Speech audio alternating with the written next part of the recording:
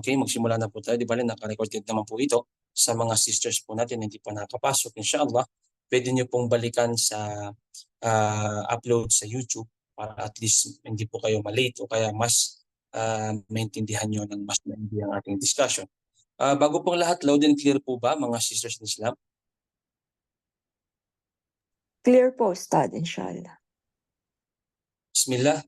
أعوذ بالله من الشيطان الرجيم بسم الله الرحمن الرحيم إن الحمد لله نحمده ونستعينه ونستغفره ونعوذ بالله من شرور أنفسنا ومن سيئات أعمالنا من يهده الله فلا مضل له ومن يضلل فلا هادي له وأشهد أن لا إله إلا الله وحده لا شريك له وأشهد أن محمدا عبده ورسوله صلى الله عليه وعلى آله وصحبه أجمعين ما بعد. Assalamualaikum warahmatullahi wabarakatuh. Isang magandang hapon po sa ating mga sisters na nandito ngayon sa Pilipinas. At isang magandang umaga naman po, isang mapagpalang umaga sa ating mga sisters na nandyan ngayon sa Saudi Arabia. At maraming salamat po dahil binigyan na naman po tayo ng Allah subhanahu wa ta'ala ng pagkakataon upang tayo ay makapagbigay ng ating kaalaman. Ngayon, mga sisters in Islam, Allah subhanahu wa ta'ala, nagbibigay po tayo ng recap o kaya review sa ating mga muhadara ng mga nakalipas. So, napakabilis po ng panahon kung ating tutuusin, kung ating iisipin, dahil mashallah, tabarakallah, kamakailan lamang po ay sinimulan po natin yung 8 months course natin patungkol doon sa Makkah period. At ngayon naman, nandito na naman tayo upang i-discuss naman ang tinatawag na Medina period. So kung iisipin natin, mashallah, tabarakallah, within 7-8 months ay meron po tayong mga natututunan. So ako po, alhamdulillah, nagpapasalamat po ako sa inyong lahat dahil mula simula hanggang sa natapos natin ng ating mga lectures ay hindi po kayo nagsawang makinig sa ating mga lectures, ating mga muhadara, alhamdulillah, at napakalaki po ng mga benefits na nakuha natin dito. So ngayon po, itutuloy po natin ang ating paksa patungkol sa tarikh, history, talambuhay, dasel nectar ng Propeta Muhammad sallallahu alaihi wasallam. At ngayon naman, nandito tayo sa tinatawag na Medina period. Pero bago natin pasukin yan, tinanong ko po ang inyong mga brothers at saka mga sisters, mas mainam po yung ginawa namin ngayon kung ano yung discussion ni Sheikh Muhammad As-Subhi patungkol doon sa Medina period, yun din yung sinusunod ko. So binigay po nila sa akin yung PowerPoint niya, alhamdulillah, at yun po ang aking sinunod. Hindi ko po siya nasulat ngayon sa Tagalog, hindi ko po siya na PowerPoint, gawa nga ng nandito pa tayo sa Pilipinas at ang aking mga kagamitan tulad ng laptop at iba pang mga kagamitan pa sa social media ay nandyan po sa Saudi Arabia. So inshallah, within August, first week of August, maaari na po, okay, itong July, ay inshallah subhanahu wa ta'ala ay makakabalik na po ako ng Saudi Arabia. So inshallah subhanahu wa ta'ala, mga sisters in Islam, wag po tayong magsasawa na makinig, lalong-lalo na dito sa ating history o talambuhay ng Propeta Muhammad sallallahu alaihi wasallam. Ito, lagi ko po sinasabi sa inyo, marami po sa ating mga kababayang mga kamusliman na kapag sila ay tinanong ng talambuhay ng Propeta Muhammad sallallahu alaihi wasallam, wala silang maisagot. Wala silang maisagot dahil hindi po nila binibigyan ng pansin ang mga ganitong mga short course o mga ganitong mga subject.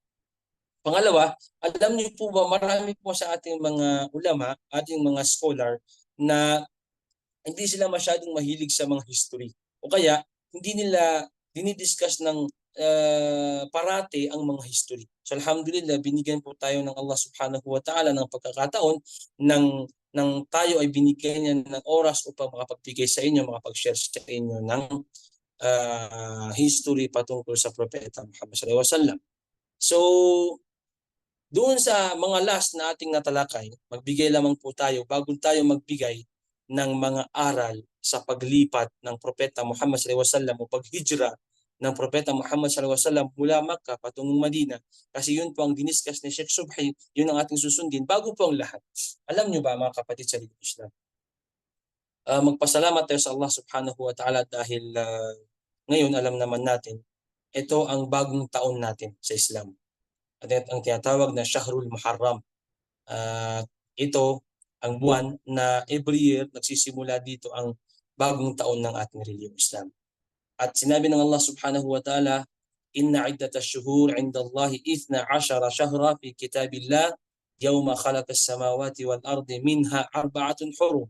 Alam niyo mga kapatid, ng Allah subhanahu wa ta'ala, binigyan tayo ng 12 buwan. 12 buwan. At doon sa 12 buwan, binigyan tayo ng tinatawag na buwan, 4 na buwan, na kung saan, kung sino man ang gumawa dito ng kabutihan, ay mas binibigyan ng Allah subhanahu wa ta'ala ng gantimpala. Ngunit, sinabi ng ating mga ulama, ayon sa tafsir, nang sinabi ng Allah subhanahu wa ta'ala, kung sino man ang mga taong gumawa naman ng kasamaan sa mga buwan na ito, ay magkakaroon din siya ng malaking kasalanan kay Allah subhanahu wa ta'ala. So nandito ang Dhul Qa'dah, Dhul Hijjah, katatapos lang po ng Dhul Hijjah, at ngayon nandito tayo sa Muharram at malapit na rin ang Rajab. Ngayon, Shahrul Muharram. Nandito tayo sa buwan ng Muharram. Sa buwan ng Muharram, mga kapatid sa reliyong Islam, napakaraming mga nangyari sa panahon na ito. So sana merong mga time, inshallah inaayos po namin ni Brother Abdul Hadi na makapagbigay tayo ng lecture patungkol po sa buwan ng Muharram. So binuksan ko lamang po sa inyo yan dahil malapit na po yung pag-aayuno natin ng Yawm Ashura. Yawm Ashura, kung di ako nagkakamali, ay masasakto ito sa araw ng Monday, kung di ako nagkakamali. Kasi ngayon, ika-6 na araw, ikapito Monday or hindi ko sigurado Monday or Tuesday. Basta ika-10 po ng Muharram. So pag dumating po yan, alam niyo po mga kapatid, ito, paalala po sa ating lahat, kung sino man ang mag-ayuno dyan, ay mayroon siyang napakalaking gantimpala mula kay Allah subhanahu wa ta'ala. Ipapatawad sa kanya ng Allah subhanahu wa ta'ala ang kanyang mga sinaunang kasalanan. At sinabi ng Propeta Muhammad sallallahu alaihi wasallam, isa sa magandang gawain dyan, kung kaya natin gawin ay mag-ayuno tayo ng ika-9 at ika-10. Kung kaya naman natin, ika-9, ika-10, ika-11. Bakit? Dahil ang mga Hudyo, alam niyo po ba, ang mga Hudyo ay ginugunita nila at nag-aayuno sila sa tinatawag na Yawm Ashura. Dahil alam din nila yung dahilan kung ano yung mga nangyari sa Yawm Ashura. Isa sa mga nabanggit na kwento sa pangyayari sa Yawm Ashura, ito yung panahon na tinulungan ng Allah subhanahu wa ta'ala si Musa, kampo ng kanyang mga umma, nung sila ay hinahabol ng mga kampon ni Faraon. So yun yung panahon na nakadaan sila doon sa malaking dagat, malaking ilog na yun, at yan ang isa sa mga dahilan kung bakit ginugunita ito ng mga Hudyo. So sinabi ng Propeta Muhammad sallallahu alaihi wasallam, kung paano gunitain ng mga Hudyo, dapat sobrahan pa natin. So inshallah, sana po makapag-ayuno tayo mga sisters in Islam dahil meron itong napakalaking gantimpala. Okay, mga sisters in Islam, yung mga last na nakwento natin patungkol sa Makkah period, ito yung panahon na lilipat na si Propeta Muhammad sallallahu alaihi wasallam kasama niya si Abu Bakar Siddiq radiyallahu anhu. Yun yung panahon na sila ay nakatakas na sa Makkah. Dahil nakwento po natin ng mga kamakailan lamang na ito yung panahon na lahat ng mga Quraysh ay nagtipon-tipon at tinawag lahat ng mga taong may kakayanang pumatay na sila ay magbibigay ng bounty, magbibigay sila ng halaga upang madakip, upang mahuli lamang si Propeta Muhammad sallallahu alaihi wasallam at saka si Abu Bakar Siddiq radhiyallahu anhu. Kung naaalala nyo, yan yung pinaka-last part na natalakay natin. Dahil dumating na po yung Ramadan that time, ay nabisi na po tayo. Pero ito, karagdagan lamang po bago natin buksan ang mga aral na mapupulot sa paglipat ng Propeta Muhammad sallallahu alaihi wasallam. At inshallah sa next week, kung ano yung i-discuss naman ni Sheikh Subhi, yun naman ang ating susundin. So yun yung time mga sisters in Islam na tumakas na po si Propeta Muhammad sallallahu alaihi wasallam, kasama niya si Abu Bakr Siddiq. At yung panahon na yon, lahat ng mga hitman, lahat ng mga taong gusto ng bounty, gusto ng tinatawag na halaga ng ulo ni Propeta Muhammad sallallahu alaihi wasallam at saka ni Abu Bakr Siddiq ay naghahanap sa buong Makkah at saka sa mga karatig bayan ng Makkah. Bakit? Dahil gusto nilang patayin, gusto nilang huliin, gusto nilang pigilan si Propeta Muhammad sallallahu alaihi wasallam sa kanyang paglipat sa Madina. So yun yung tinatawag nating hijrah. At nakwento natin yun mga kapatid, yun yung panahon na ang nakahabol sa kanila ay si Suraka. At habang hinahabol sila ni Suraka hanggang sa sila ay nakalayo na, hinayaan na lang sila ni Suraka at nang sila ay dumating na sa Madina, malapit na sila sa Madina, sa mga oras na iyon ay doon na po ang ating tatalakay bi'idhnillah subhanahu wa ta'ala. Tandaan po natin mga sisters in Islam, ang pagpapalaganap ng Propeta Muhammad sallallahu alaihi wasallam ng da'wah ay humigit kumulang na 23 years. 23 years. 13 years sa Makkah at 10 years naman po sa Madina. So na-discuss na po natin yung mga kaya nating i-discuss nung panahon na si Propeta Muhammad sallallahu alaihi wasallam ay nagpapalaganap ng Islam sa Makkah.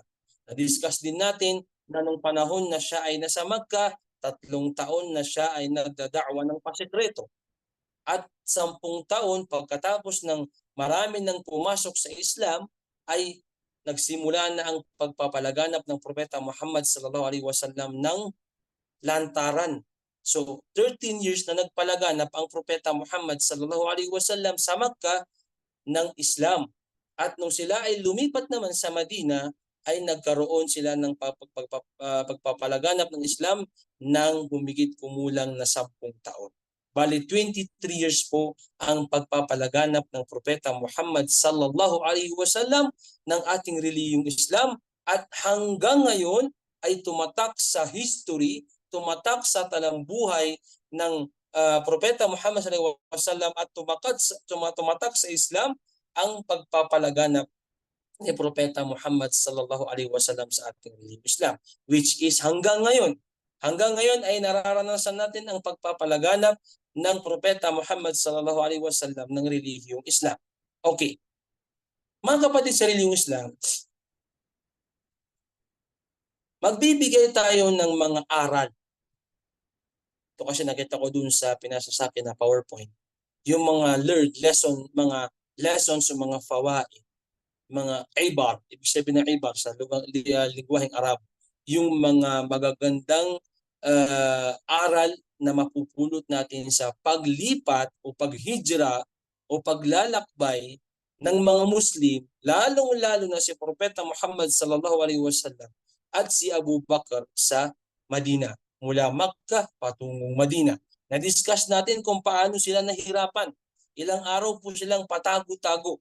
Ilang araw na patago-tago si Propeta Muhammad sallallahu alaihi wasallam kasama niya si Abu Bakr upang sila ay makalusot lamang sa Makkah at makalipat sila ng Madina. So una, ayon sa ating basis, ayon sa ating tatalakay, pinakaunang aral na matututunan natin sa paglalakbay ni Propeta Muhammad sallallahu alaihi wasallam at Abu Bakr Siddiq, paglipat nila o paghijra nila sa Madina, ang tunay na kahulugan ng pag-asa sa Allah na makapangyarihan na ipinamalas ng propeta ay ang pagsasagawa ng mga kinakailangang hakbang habang nagtitiwala sa Allah para sa resulta. Okay, ano yung pamuntusan nito? Ano yung punto dito mga kapatid sa Islam, mga sisters in Islam? Ang pagtatawakkal kay Allah subhanahu wa ta'ala. Ang pagtitiwala ng buong buo kay Allah subhanahu wa ta'ala. Ikaw na Muslim, kung gusto mong makapasa sa mga pagsubok sa iyo ng Allah subhanahu wa ta'ala, tulad ng ginawa ng Propeta Muhammad sallallahu alaihi wasallam at ginawa ni Abu Bakr Siddiq radiyallahu anhu, na sila ay nagtiwala, nagtawakkal kay Allah subhanahu wa ta'ala.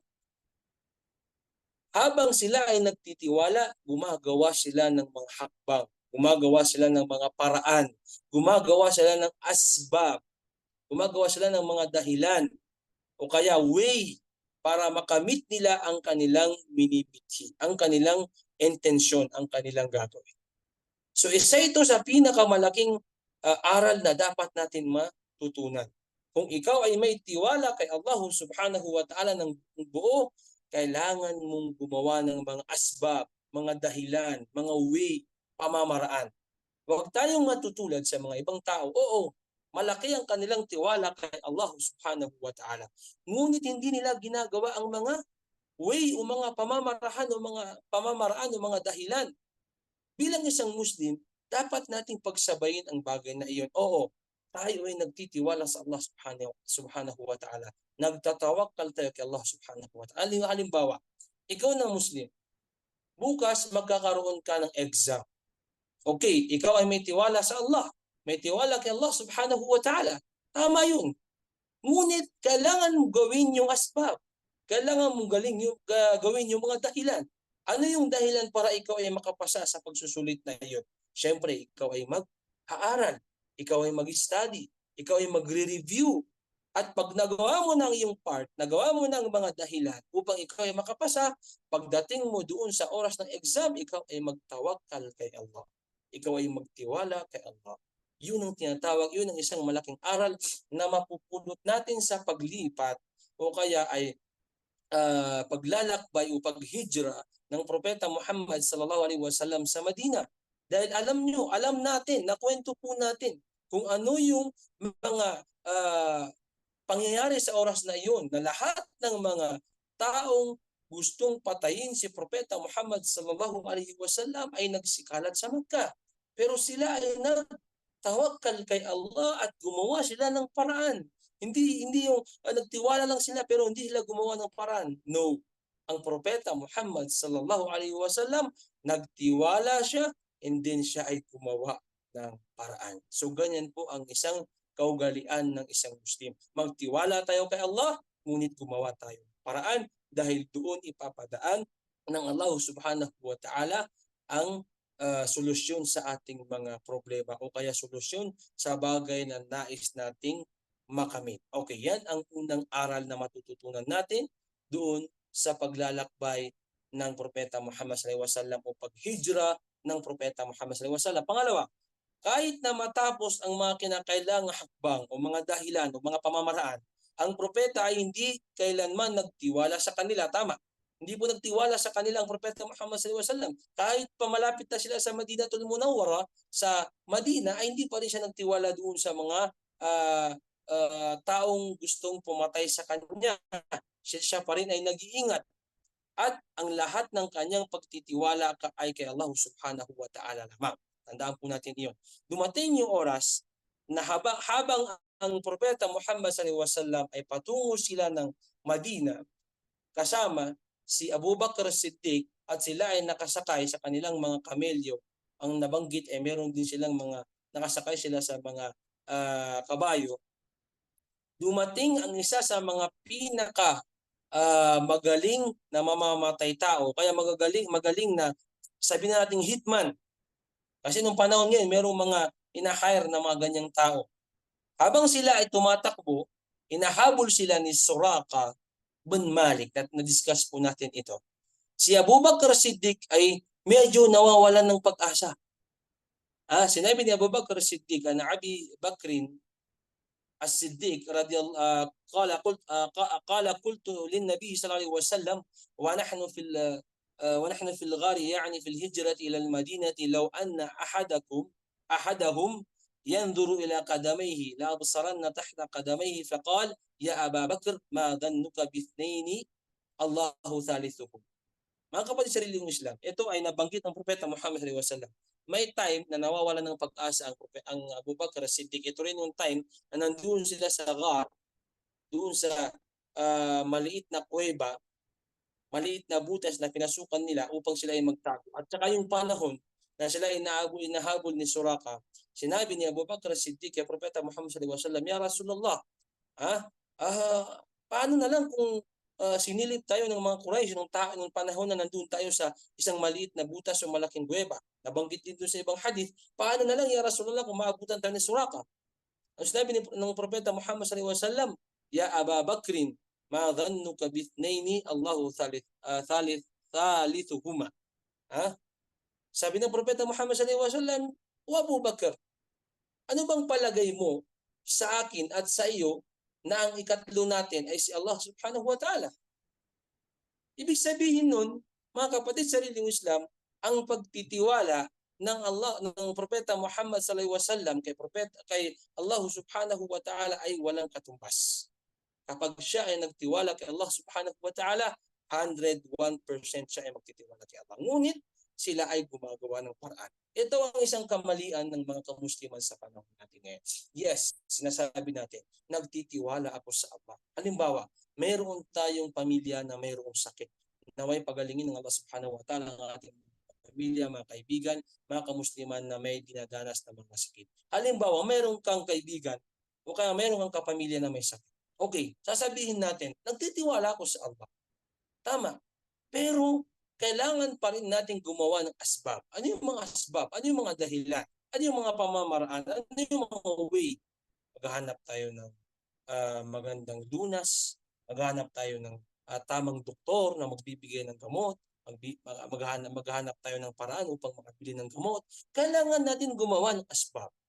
Hindi yung halimbawa ikaw, nagtiwala ka nga sa Allah, tapos may sakit ka nga, may sakit yung pamilya mo, pero hindi ka naman naggagamot, ayaw mong gamutin ang iyong sarili, hindi ka naman nagpapagamot, mga kapatid, hindi na po tinatawag na pagtitiwala yung kay Allah. Bagkus, ikaw ay gumawa ng paraan para masira mo ang tiwala mo sa Allah subhanahu wa ta'ala. So yan ang isang pangalawang mga tinatawag na aral sa paglalakbay ng Propeta Muhammad sallallahu alaihi wasallam. Nangangahulugan lamang kapag tayo ay maglalakbay, isipin natin na kasama natin lagi ang Allah subhanahu wa ta'ala. Pangatlo, ang propeta ay hindi kailanman nawala ng pag-asa sa buong buhay niya sa nakakapagod na paglalakbay na ito at lahat ng pagsubok na dumaan sa kanya o sa kanila. Hindi po kailanman nawalan ng pag-asa ang Propeta Muhammad sallallahu alaihi wasallam. Alam natin yung kwento. Nung siya ay umabot na sa taong gulang na 40, at siya ay naging ganap na propeta, naging ganap na sugo ng Allah subhanahu wa ta'ala, oo, napakarami niyang pinagdaan ng mga problema. Namatay ang kanyang pinakamamahal na ama, namatay ang kanyang pinakamamahal na ina, namatay ang kanyang pinakamamahal na asawa, namatay ang kanyang pinakamamahal na uncle, namatay ang kanyang pinakamamahal na lolo, at marami pang nangyari sa panahon na yon. Sinasaktan siya ng mga Quraysh, minamaliit ng mga Quraysh, lahat ng mga masasamang salita o bagay ay ginagawa ng mga Quraysh kay Propeta Muhammad sallallahu alaihi wasallam. Ngunit isang aral na matatagpuan natin o kaya ay mararanasan natin doon sa kwento o history ng Propeta Muhammad sallallahu alaihi wasallam doon sa kanyang paglipat mula sa Madinatul Munawwara ay hindi siya nawalan ng pag-asa, mga kapatid. Hindi po siya nawalan ng pag-asa. Siya ay nagtiwala lamang kay Allah subhanahu wa ta'ala. Pang-apat, ang propeta ay may matinding intensyon sa kabuuan ng kanyang mensahe. Ibig sabihin, meron talaga siyang pagmamahal o tamang intensyon para ipalaganap ang mensahe. Ano yung mensahe? Ang Islam. Sa bawat paglalakbay niya ay meron siyang kasama. Yes, nakwento po natin iyan. Sa paglalakbay niya sa Makkah, sa paglalakbay niya sa lugar sa Makkah, meron siyang kasama. Sa Taif, meron din siyang kasama. Nakwento natin si Zaid ibn Haritha, kung di ako nagkakamali. Sa Madina, kasama niya si Abu Bakr at iba pa, pati sa panahon na siya ay gumawa ng kasunduan sa Aqaba, meron din siyang mga kasama. So mga kapatid sa Islam, isa sa mga magandang pamamaraan, magandang aral na matututunan natin dito, kahit na si Propeta Muhammad sallallahu alaihi wasallam ay propeta, sabihin natin siya ay 101% na pinoprotektahan ng Allah subhanahu wa ta'ala. Dahil nangyayari po yun, hindi po siya nagtiwala lamang sa kanyang sarili. Bagkus, kumuha siya ng kanyang kasamahan upang ipalaganap ang da'wa. Lalong-lalo na si Abu Bakr Siddiq. Nakwento din natin yung about sa kanila ni Ali radiyallahu anhu.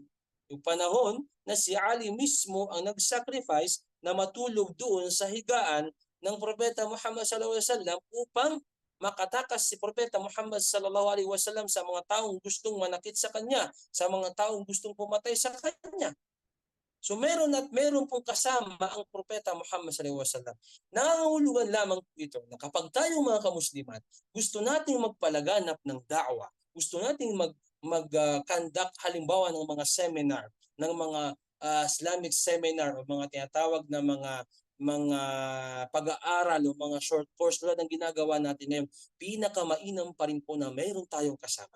Huwag lang nating pagkatiwalaan ang ating mga sarili dahil hindi natin alam, minsan ang rai, ang suggestion ng ating mga kasamahan o mga kasamang mga kamusliman ay makakatulong sa atin at yun ang magiging dahilan upang magnajah, upang magtagumpay tayo doon sa ating mga gagawing paraan o gagawing mga way upang magpalaganap ng da'wa. So ganyan ang ginawa ng Propeta Muhammad sallallahu alaihi wasallam. Nung panahon na siya ay pumunta ng Taif, alam natin yun mga kapatid sa reliyong Islam, mga sisters in Islam, nung siya ay pumunta ng Taif, kasama na si Zayd ibn Haritha, at sila ay nagpalaganap doon ng Islam, nagda'wa sila sa Taif. Ngunit ano yung nakwento natin mga kapatid? Siya ay sinaktan ng mga taga-Taif. Siya ay inutusan ng tatlong magkakapatid na mga leader sa lugar ng Taif at sinaktan nila ang Propeta Muhammad sallallahu alaihi wasallam at saka si Zayd ibn Haritha. Ngunit dahil doon sa kanilang intensyon na kahit isa lang ay merong mag-Muslim sa mga taga-Taif, meron silang napag-Muslim, merong taong bumalik sa reliyong Islam. At kilala niyo yun, yung si Adas, isang alipin. Isang alipin yun, ngunit napakalaki ang kanyang gantimpala at napakalaki ang tinatawag nating kumbaga kainaman niya sa reliyong Islam. Dahil siya ang unang taga-Taif na pumasok sa reliyong Islam. Mashallah. Isipin yun mga kapatid. Dahil sa kanyang intensyon ng Propeta Muhammad sallallahu alaihi wasallam ng pagpapalaganap sa Islam, dahil nandoon ang kanyang pagmamahal at intensyon na kailangan niyang may palaganap sa Islam, hindi siya binigo ng Allah subhanahu wa ta'ala galing ng Taif. Oo, sinaktan siya ng mga taga-Taif, pero meron pa rin isang tao na naniwala sa kanya at pumasok sa Islam. Mashallah. Pag tayo ay magpapalaganap ng da'wa, bibigyan ng da'wa, mainam na meron tayong mga kasamahan na mapagkakatiwalaan natin. At mainam na kailangan ay mahal natin ang da'wa at mahal natin ang magandang ating intensyon sa pagpapalaganap ng da'wa. Okay. Panglima, ang tunay na mahusay na pinuno ay ang taong nakikibahagi sa kanyang mga tao sa lahat ng kanilang mga sandali. Tama. Ang Propeta Muhammad sallallahu alaihi wasallam noong panahon na siya ay hindi pa maglalakbay, nakita natin kung ano yung suporta niya sa mga kamusliman. Pangalawa, nung naramdaman na ng Propeta Muhammad sallallahu alaihi wasallam na sobra na ang pananakit at pangungutya ng mga Quraysh sa mga kapwa niya mga Muslim sa Makkah, naramdaman niya ito na mahihirapan ng kanyang mga kapatid na mga Musliman. Inutusan niya sila na magsimula ng lumipat sa Madina. Yun ang nangyari. Hindi lang iniisip ng Propeta Muhammad sallallahu alaihi wasallam ang kanyang sarili. Kasi kung iniisip niya lamang ang kanyang sarili, hindi niya uutusan ng mga Muslim sa oras na yun na lumipat ng Madina. Dahil maaaring may mangyari sa Propeta Muhammad sallallahu alaihi wasallam. Ngunit ang Propeta Muhammad sallallahu alaihi wasallam, kahit pa siya lamang natira sa sa Makkahul Mukarramah, kasama niya si Abu Bakr, si Ali, at mayroong mga ilang mga Muslim na naiwan doon na pinigilan ng kanilang mga pamilya, hindi natakot ang Propeta Muhammad sallallahu alaihi wasallam na iniisip niya na baka siya ay saktan o kaya ay patayin ng mga Quraysh. Pagkos inisip niya ang kapakanan ng mga kapatid niyang mga Musliman. So isang aral na matututunan natin dito mga kapatid sa reliyong Islam, dapat lang na ikaw na pinuno, ikaw na leader na namamahala o kaya ay nagkataon na leader ng isang lugar, dapat lang po sa mga leader natin na unahin nila ang kanilang mga tauhan, unahin nila ang kanilang ummah. Tulad ng Propeta Muhammad sallallahu alaihi wasallam, napakaraming dumaan na mahirap na karanasan sa hijra o paglipat o paglalakbay ng Propeta Muhammad sallallahu alaihi wasallam. Ngunit mga kapatid sa reliyong Islam, Dahil siya ang leader sa oras na iyon ng mga kamusliman, siya ang sugo o propeta ng Allah subhanahu wa ta'ala. Hindi siya nagpausig sa mga Quraysh, hindi niya inisip kung ano mangyari sa kanya. Siya ay nagtiwala lamang kay Allah subhanahu wa ta'ala at lahat ng kanyang mga kapatid na mga kamusliman ay pinauna niya sa Madina upang maging safety o kumbaga sabi nga nila, unahin mo muna ang iyong bago ang iyong sarili. So yan yung Propeta Muhammad sallallahu alaihi wasallam. So isa yan sa mga mapupulot nating aral sa paglalakbay ng Propeta Muhammad sallallahu alaihi wasallam at ni Abu Bakr Siddiq radhiyallahu anhu. Pang-anim, nakita natin kung gaano talaga kahalaga ang da'wa sa propeta. Makatagpo niya si Buraida ibn Aslam kasama ang 70 mula sa tribong Aslam, meron siyang kasamang 70 na mga taga-tribong Aslam. Nakita niya ito na nakita niya ito bilang isang pagkakataon na ibigay sa kanila o iparating sa kanila ang tawag ng Islam. So sa panahon na siya ay maghihijra mga kapatid sa reliyong Islam, nakatagpo ng Propeta Muhammad sallallahu alaihi wasallam ang tinatawag na si Buraida ibn Aslam kasama niya ng mga ibang mga taga-Aslam. Anong ginawa ng Propeta Muhammad sallallahu alaihi wasallam? Kinuha niya itong pagkakataon upang iparating na sa kanila ang relihiyong Islam. So parang tayo, halimbawa, nandito tayo sa Pilipinas, nandito ko sa Pilipinas, halimbawa, sa mga Christian area. Kung mga tao na nagtatanong patungkol sa Islam, kunin mo pagkakataon yun. Kung meron magtanong sa Islam, kung sila magtanong-tanong patungkol sa Islam, kung mong pagkakataon nyo na tanungin mo siya, o kaya ipalaganap mo sa kanya ang relihiyong Islam. Malay natin, ano bang sinabi sa atin ng Allah subhanahu wa ta'ala? Wa ma alayna illa al-balagh. Wala tayong dapat gawin kundi parating lamang ang Islam. At sinabi ng Allah subhanahu wa ta'ala, ballighu anni walau aya. Iparating niyo ako kahit isang aya o salita ko mula sa Quran lamang. So kapag ikaw, nandito ka na sa mga, sabi nating lugar ng mga Kristiyano, halimbawa, o kaya non-Muslim area, and then may mga non-Muslim na sila ay nagtatanong sa Islam, o kaya ipalaganap mo sa kanilang Islam, wa ma alayna illa al-balagh. Ang sa atin lamang ay magparating ang tawfiq at hidayah. Ang gabay ay mula lamang kay Allah subhanahu wa ta'ala. Huwag nating pilitin ang ating mga kapwa mga Pilipino. Ang sa atin lamang ay magpalaganap. So ganun din ang ginawa ng Propeta Muhammad sallallahu alaihi wasallam.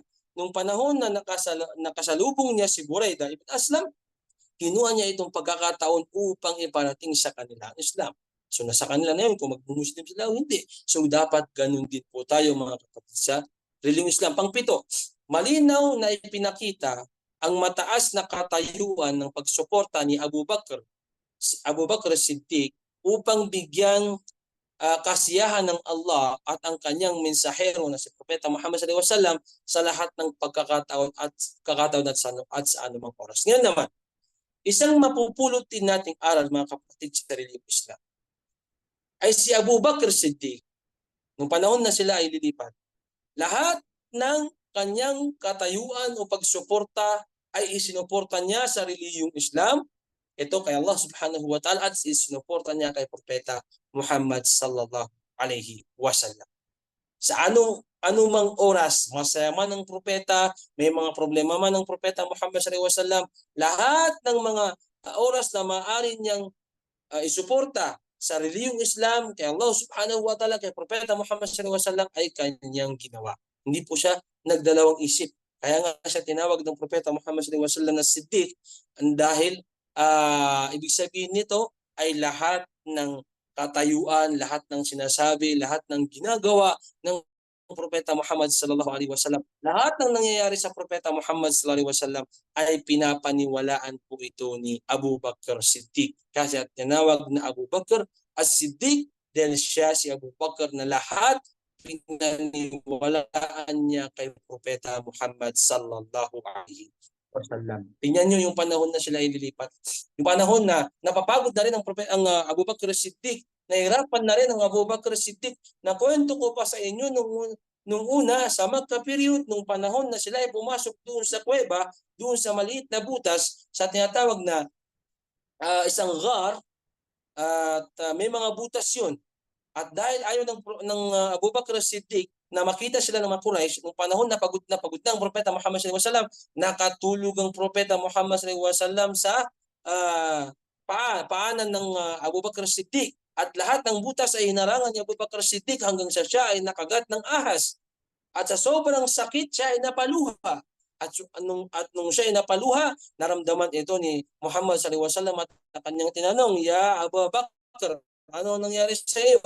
"Ya Rasulullah, ako po ay kikat ng isang ahas." Ibig sabihin nun mga kapatid, grabe, sobra-sobra po ang pagmamahal at tiwala ni Abu Bakr Siddiq kay Propeta Muhammad sallallahu alaihi wasallam. So isa yan sa mga aral na kung ikaw na Muslim, maghahanap ka ng kaibigan mo, maghahanap ka ng kasama mo, ay yung may pagkakatiwala mo ang iyong sarili at may pagkakatiwala mo ang iyong relihiyong Islam. Pasensya na po, marami po tayong mga kaibigan sa panahon natin ngayon. Ngunit aminin natin na minsan napagkakatiwalaan natin sa ibang bagay, ngunit hindi po natin sila mapagkakatiwalaan sa ating relihiyong Islam. So dapat po mga kapatid sa relihiyong Islam ay ipakita natin, tulad ng ipinakita ni Abu Bakr Siddiq, ang pagmamahal niya sa Allah subhanahu wa ta'ala, pagmamahal niya kay Propeta Muhammad sallallahu alaihi wasallam, dapat ganun din po tayo mga kapatid sa relihiyong Islam. Okay.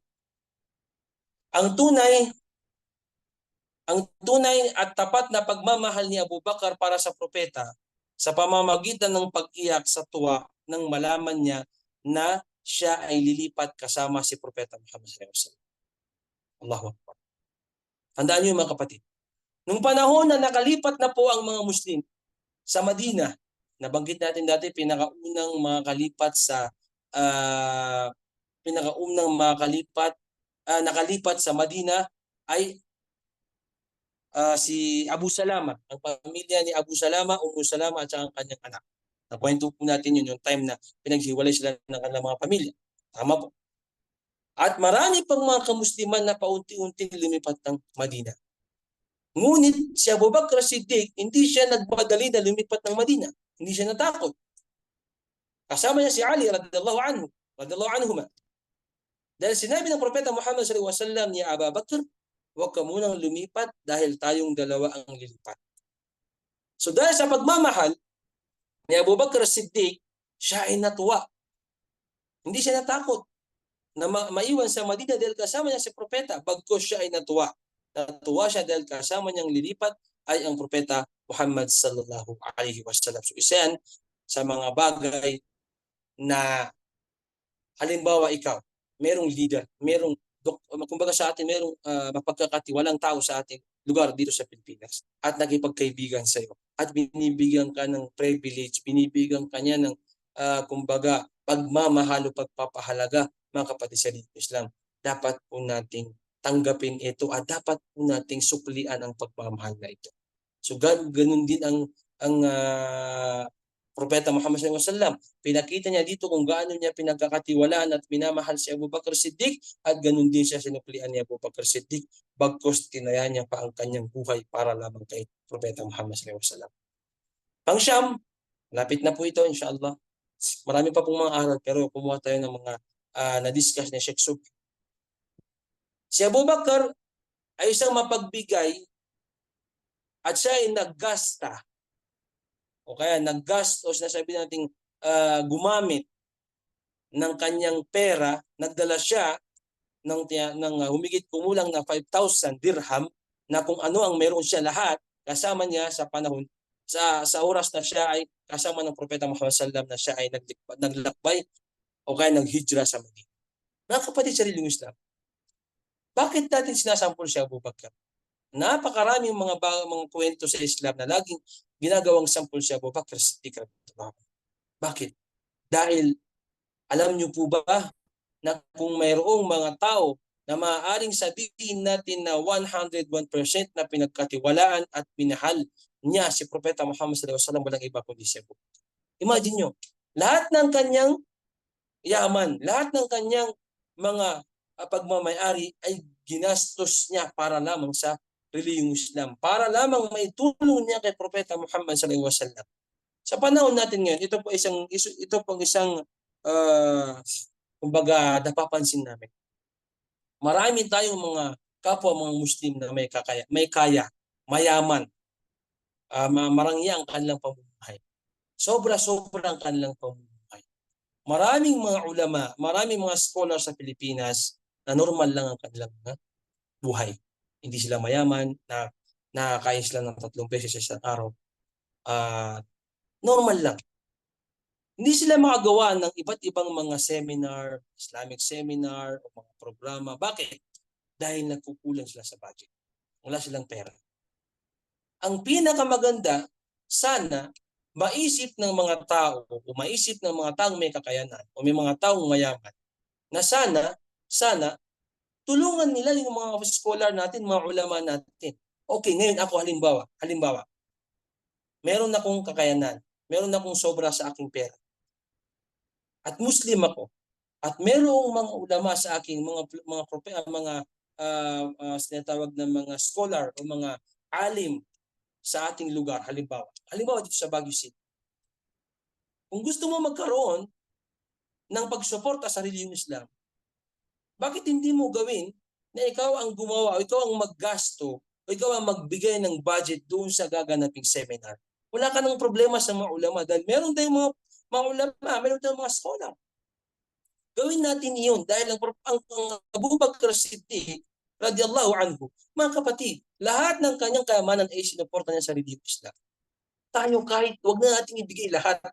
Kasi alam naman natin sa ating mga sarili na hindi natin kayang ibigay lahat yun. Kahit magbigay lang tayo, kahit yung zakat lang natin, ibigay natin yun para sa relihiyong Islam. Kahit yung sadaka natin, yun lamang ibigay natin. Makakatulong tayo sa pagpapalaganap ng Islam. Napakaraming mga mayaman sa lugar natin ngayon. Pasintabi po, pasensya na. Sa Pilipinas, masasabi ko na maraming mga Muslim na meron silang marangyang buhay. Meron silang mga sobra sa kanilang mga pera. Ngunit nagkakamali sila sa paggasto dito dahil akala nila kung ano yung gagastuin nila ano yung gagamitin nila sa relihiyong Islam o kaya iambag nila sa relihiyong Islam, akala nila mababawas sa kanila yun. Hindi nila alam yun ang magiging ipon nila sa araw ng paghukom. So tignan natin ang Abu Bakr Siddiq. Isang kudwa, isang sabi na nating basihan o kaya magiging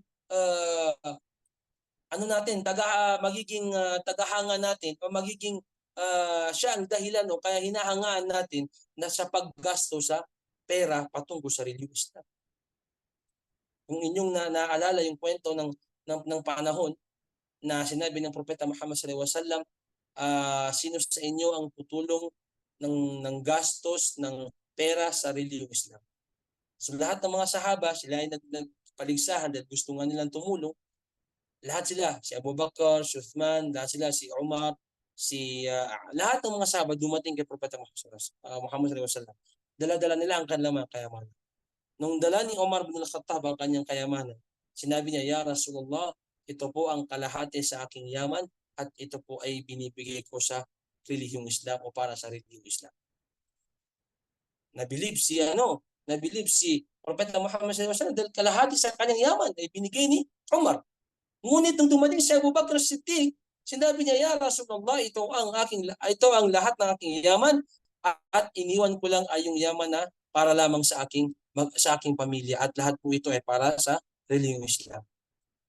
Subhanallah, sa panahon natin ngayon, kapag may mga tinatawag natin na Islamic sadaka o mga sadaka para sa mga kapatid natin mga Muslim, nagko-comment pa tayo, nagkakaroon pa tayo ng mga bad comment kung ano-ano pa yung mga sinasabi natin. Bakit di na lang natin suportahan? O kaya kung ayaw mong tumulong, tumahimik ka na lang. Okay? Halimbawa, meron tayong kapatid na nangangailangan ng tulong dahil merong ginagawang masjid. Kung ito ay legit, alam natin, nasaksihan natin, magbigay po tayo ng tulong, maliit man o malaki. Kung ayaw mo magbigay ng tulong, tumahimik ka na lang. Huwag tayong mapasama doon sa mga tao na hindi na nga sila nagbibigay ng sadaka, sila pa yung nagbibigay ng comment doon sa kapwa nila Muslim. So mga kapatid, isa ito sa mga iniwang magandang gawain ni Abu Bakr Siddiq radiyallahu anhu na kalahat ng kanyang yaman ay sinuporta niya sa relihiyon Islam, isinuporta niya kay Propeta Muhammad sallallahu alaihi wasallam. Tingnan niyo halimbawa ito. Nung sila naglalakbay patungo ng Madina, hindi siya nagdalawang isip na magdala ng kanyang yaman para lamang tulong kay Propeta Muhammad sallallahu alaihi wasallam. At bilang panghuli, ginamit ni Abu Bakr ang lahat ng ito, tandaan natin, ginamit ni Abu Bakr Siddiq radhiyallahu anhu ang lahat ng kanyang pamilya, lahat na makakasuporta sa kanya mula sa kanyang pamilya sa proseso na pagtulong kay Propeta Muhammad sallallahu alaihi wasallam o pagtulong sa relihiyong Islam. Nung siya ay naglalakbay, patungo sila ng Madinatul Munawwara, sino nagbibigay ng pagkain? Ang kanyang anak na babae. Siya yung nagbibigay ng pagkain kay Abu Bakr Siddiq at saka kay Propeta Muhammad sallallahu alaihi wasallam.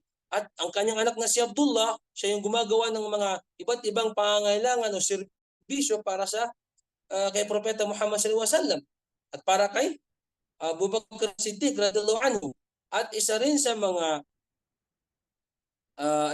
mga tumutulong ay ang kanyang isa sa mga kanyang mga pamilya na kung anuman yung mga natatapakan o kaya mga footstep ni Abu Bakr Siddiq at saka ni Propeta Muhammad sallallahu alaihi wasallam ay pinapabura niya. Siya yung nagbubura. Ibig sabihin nun mga kapatid sa relihiyong Islam, lahat ng way o paraan ni Abu Bakr Siddiq upang itulong sa relihiyong Islam, pati ang kanyang pamilya ay ginamit niya. So halimbawa tayo rin. Halimbawa tayo, hindi tayo mayaman, pero mayaman yung anak mo. Yung anak mo engineer, yung anak mo doktora, yung anak mo may kakayanan dito, yung anak mo architect, yung anak mo politician, meron silang pera. Pero ikaw hindi ka mayaman. Pero gusto mo maggasto para sa relihiyong Islam, gamitin mo yung pamilya. Gamitin mo yung mga anak para sa paggawa ng kabutihan. So yan ang isa sa mga aral na iniwan ni Abu Bakr Siddiq radhiyallahu anhu.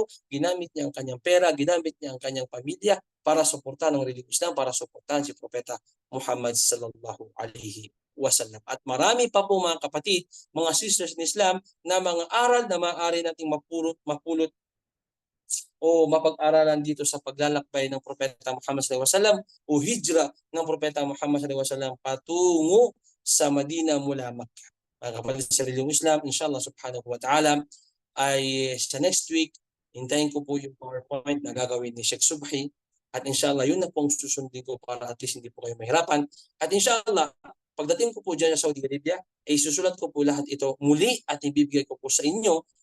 Inshallah, humingi po ako ng kapatawaran ngayon dahil nandito ako sa Pilipinas at hindi ko po dala yung aking laptop, hindi ko dala yung aking ibang mga kagamitan sa paggamit ng da'wah. Tandaan po natin, ang ating paksa ngayon ay katapusan na ng isang panahon. Ito ang Makkah period at simula ng bagong panahon. At ito ang panahon ng Madina. So inshallah subhanahu wa ta'ala, maraming mga dapat natin mapag-aralan dito. Ang matagumpay na pandarayuhan na ito ay nagmarka ng pagkatapos ng isang napakahalagang yugto ng talambuhay ng Propeta Muhammad sallallahu alaihi wasallam, ang yugto ng kanyang buhay sa Makkah. Tandaan po natin, ang Propeta Muhammad sallallahu alaihi wasallam nung siya ay nasa Makkah, hindi po natin dapat kalimutan yan. Dahil dyan po nagsimula ang kanyang da'wah. Dyan po nagsimula ang relihiyong Islam. Dyan po niya unang ipinalaga na pang relihiyong Islam bago pa po sa Madina. Tandaan po natin mga Islam. 13 years sa Makkah at 10 taon naman sa Madina. So tandaan po natin, isa po yan sa dapat na hindi makalimutan ng mga yugto o talambuhay ng Propeta Muhammad sallallahu alaihi wasallam sa Makkah. Pangalawa, ang pangunahing pag-aalala para sa sugo ng Allah sa yugto ito ay po ng ideological na panig para sa mga kasama upang bumuo ng mabuting individual na Muslim, isang tunay at mananampalataya sa Allah at sa kanyang sugo. Mga kapatid sa relihiyong Islam, tandaan po natin, isa sa pinakamagandang sample na paggawa ng paggawa ng isang magandang nasyon ay yung sa Makkah. Dahil nung panahon na yun, mga kapatid sa relihiyong Islam, sila ay tinulungan ng propeta hanggang sa inutusan sila ng Propeta Muhammad sallallahu alaihi wasallam na lumipat ng Madina, sinamahan nila, sinunod nila ang Propeta Muhammad sallallahu alaihi wasallam. Ganun din ang pagiging liderato si Propeta Muhammad sallallahu alaihi wasallam, nagsabar siya, nagpaiwan siya at siya ay pumunta rin sa Madinatul Munawwara. Hindi tulad ngayon mga kapatid, kung mayroon mang problema, pasintabi po ha, halimbawa kung magkaroon man ng problema tulad dati nung COVID, nung panahon ng COVID, sorry to say ha, mayroong mga leader na inuuna nila ang kanilang sarili bago ang kanilang mga tauhan, bago ang kanilang umma. Halimbawa, sa mga barangay, ay yung mga ibang mga leader ay hayahay lang sa kanilang mga buhay. Wala silang masyadong pagpapahalaga sa kanilang mga tauhan, ngunit ang kanilang mga umma o kanilang mga tauhan ay nagkakaroon ng problema o marami silang problema. Wala silang makain, o kaya may mga sakit tulad ng nangyari ng COVID. Alam po natin yan. So ang Propeta Muhammad SAW, isa sa mga iniwan niyang bakas o iniwan niyang mga magandang kwento ay inunan niya ang kanyang mga umma, ang kanyang mga tauhan o ang mga kamusliman bago ang kanyang sarili. So mga kapatid sa Islam, napakarami pa po insyaAllah subhanahu wa ta'ala pagpasok natin sa Madina period nila kung sisimulan man ito ni Sheikh Subhi, insyaAllah subhanahu wa ta'ala titingnan ko ang kanyang PowerPoint at yun po mismo ang didiscuss ko sa inyo para magkaparehas ang discussion sa mga brothers at ganoon din sa mga sisters. Mga kapatid sa Islam, mashallah, tabarakallah, muli nagpapasalamat ako sa Allah subhanahu wa ta'ala dahil binigyan na naman tayo ng oras upang makabigay ng lecture patungkol sa religion Islam, patungkol sa history, patungkol sa talambuhay ng Propeta Muhammad sallallahu alaihi wasallam. Pagayon pa man na ako ay nasa malayo, nandito ako ngayon sa Pilipinas, inshallah hindi po mapuputol ang ating connection at ilang araw lamang po ay maaaring makabalik na po ako sa Saudi Arabia. Alhamdulillah. Maraming salamat po sa ating mga sisters na hindi nag-aatubiling paalalahanan ako sa ating lecture kasi minsan nakakalimutan po natin sa ating sobrang busy. Meron din po tayong mga priorities dito sa Pilipinas at alhamdulillah maraming salamat din po sa lahat ng mga sisters na hindi po nag-absent. Meron po tayong 31 participants at inshallah doon naman po sa mga absent, sana po mapanood yung video na ito at para mas maintindihan nyo at hindi po kayo mahuli sa ating tinatawag na Madina period o kaya tinatawag na talambuhay ng Propeta Muhammad sallallahu alaihi wasallam. Hanggang sa muli, pasensya na po. Kung meron man ako nabanggit na maaaring kayo nasaktan o maaaring hindi kayo natuwa o maaaring mali o kaya ay hindi tama mga kapatid, ito po mula sa syaitan at patawarin niyo ako. At kung ito naman, meron ako nabanggit na aral na maaaring isabuhay niyo mga kapatid sa Islam, isabuhay niyo po ito dahil ito ay mula sa Allah subhanahu wa ta'ala. Hanggang sa muli mga kapatid, mga sisters ng Islam, maraming salamat po sa inyong lahat. Akhiru da'wana, alhamdulillahi rabbil alamin. Assalamualaikum warahmatullahi wabarakatuh.